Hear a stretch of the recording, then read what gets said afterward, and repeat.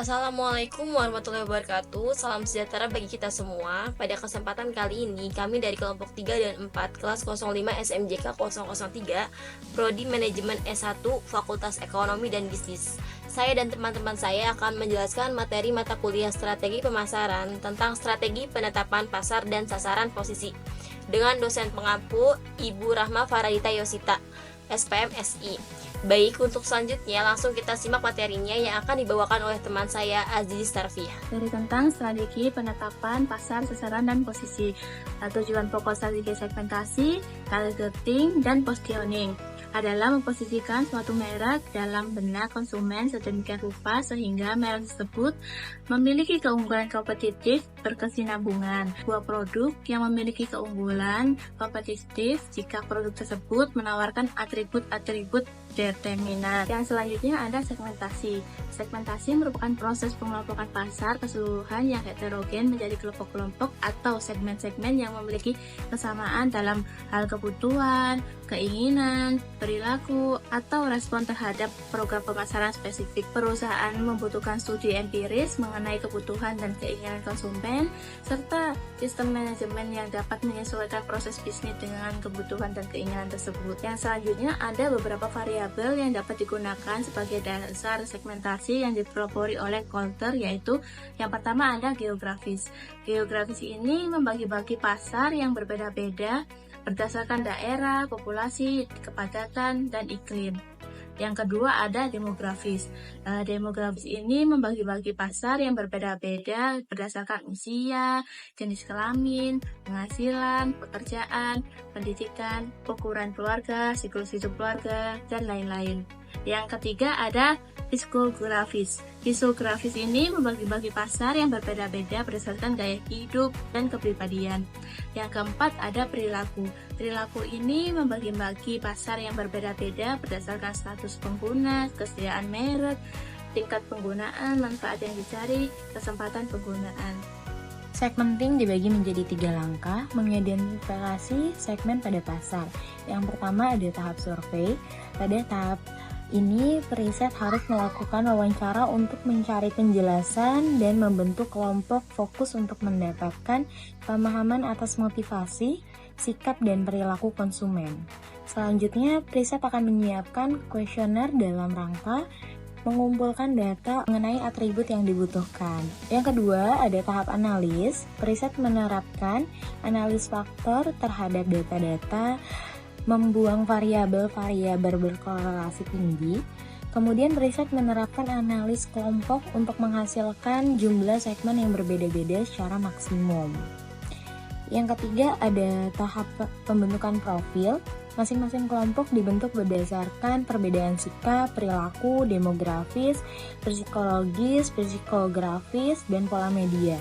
Masing-masing segmen dapat diberikan berdasarkan sifat-sifat dominan yang ada pada kelompok tersebut.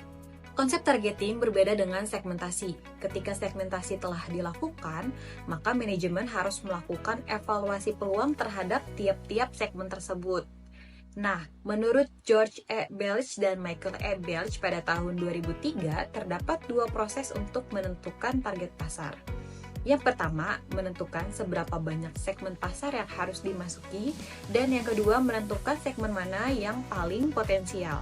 Targeting merupakan proses penyeleksian produk, baik itu barang maupun jasa yang terbaik guna mencapai keberhasilan. Setelah perusahaan berhasil mengidentifikasi peluang segmen, maka selanjutnya perusahaan harus mengevaluasi segmen untuk menentukan segmen mana yang harus dijadikan target pasar. Terdapat 2 cara untuk melakukan segmentasi pasar. Yang pertama ada reactive segmentation, yaitu memulai dengan karakteristik pelanggan yang mudah untuk diidentifikasi, kemudian mengamati apakah kelompok pelanggan yang ada benar-benar memiliki pola kebutuhan yang berbeda. Yang kedua ada proactive segmentation, yaitu mengelompokkan pelanggan berdasarkan pola kebutuhan, kemudian mencari karakteristik pembeda yang dapat memudahkan identifikasi. Yang terakhir, menurut Philip Kotler pada tahun 2003, terdapat 2 faktor dalam mengevaluasi segmen pasar yang berbeda. Yang pertama adalah daya tarik pasar secara keseluruhan, dan yang terakhir adalah sumber daya dari perusahaan itu sendiri. Kemudian kita akan membahas proses penentuan target pasar. Yang pertama, identifikasi basis untuk mensegmentasi pasar. Yang kedua, mengembangkan ukuran atau kriteria dari daya tarik segmen pasar yang ada. Kemudian mengembangkan profiles dari segmen pasar yang dihasilkan. Memilih pasar sasaran. Yang kelima, mengembangkan posisi produk untuk setiap segmen pasar sasaran. Yang terakhir, mengembangkan acuan pemasaran atau marketing mix untuk setiap segmen pasar sasaran tersebut. Selanjutnya kita akan membahas full market coverage dari Gregorius Chandra mendeskripsikan, yaitu yang pertama, single segment concentration. Perusahaan memilih satu segmen pasar tunggal dengan sejumlah pertimbangan, misalnya keterbatasan dana yang dimiliki perusahaan, adanya peluang pasar yang belum digarap, dan lain-lain. Contohnya, Volkswagen, perusahaan di bidang otomotif ini berkonsentrasi pada mobil-mobil kecil, dan Porsche berfokus pada pasar mobil sport. Yang kedua, selective specialization. Perusahaan memilih sejumlah segmen pasar yang menarik dan sesuai dengan tujuan dan sumber daya yang dimiliki, dalam arti lain mendatangkan keuntungan. Yang ketiga, market specialization. Perusahaan berspesialisasi pada upaya melayani berbagai kebutuhan dari suatu kelompok pelanggan tertentu. Contohnya, perusahaan yang berkonsentrasi pada kebutuhan balita, mulai dari pakaian, popok, mainan, sepatu, tempat tidur, dan segala macam perlengkapan lainnya. Yang keempat, product specialization. Perusahaan memusatkan diri pada pembuatan produk tertentu yang akan dijual kepada berbagai segmen pasar. Contohnya, perusahaan mikroskop. Baik, untuk materi selanjutnya yaitu pengertian positioning. Positioning adalah cara pandang konsumen terhadap produk tersebut pada atribut yang paling penting, yang pada akhirnya akan menghasilkan citra positif atau citra negatif dari konsumen terhadap suatu produk. Penetapan posisi produk merupakan salah satu elemen yang amat penting dalam strategi pemasaran perusahaan, karena mengerahkan seluruh bauran pemasaran perusahaan. Positioning merupakan tindakan merancang tawaran dan citra organisasi sehingga menempati suatu posisi yang terbedakan di antara pesaing di dalam benak pelanggan sasarannya.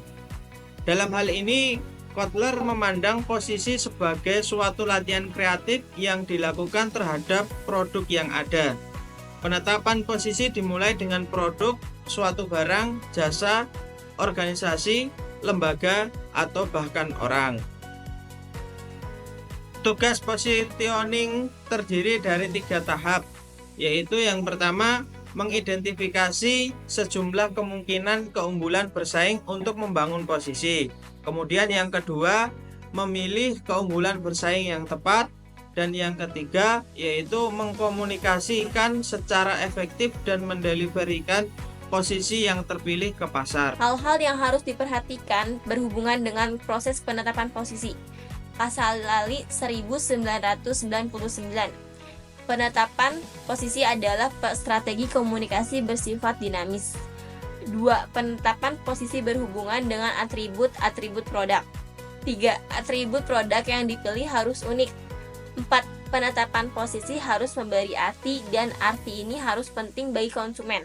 5. Penetapan posisi harus diungkapkan dalam bentuk suatu pernyataan. Kunci utama keberhasilan positioning terletak pada persepsi yang diciptakan. 1. Persepsi perusahaan terhadap dirinya sendiri. 2. Persepsi perusahaan terhadap pesaing. 3. Persepsi perusahaan terhadap pelanggan. 4. Persepsi pesaing terhadap dirinya sendiri. 5. Persepsi pesaing terhadap perusahaan. 6. Persepsi pesaing terhadap pelanggan. 7. Persepsi pelanggan terhadap dirinya sendiri. 8. Persepsi pelanggan terhadap perusahaan. 9. Persepsi pelanggan terhadap pesaing.